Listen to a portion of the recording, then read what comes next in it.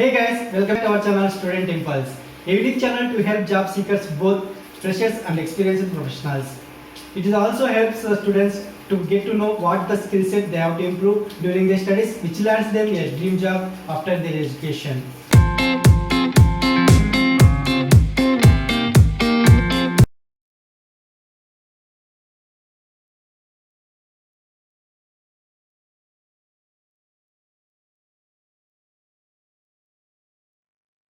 Hey guys, in this video I am going to share latest job openings from Voltech.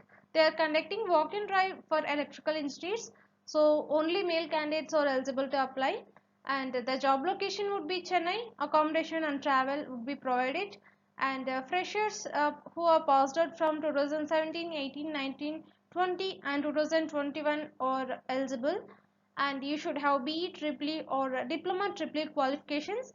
The job nature would be testing and commissioning. Training would be provided. So if you are eligible for this position, you have to walk in interview on 25th April from 9 a.m. onwards. So the address details are mentioned here. You please check once. And you have to carry a resume and a passport size photo while walk-in interview. And if you have any queries, you can reach out to them with the given contact number.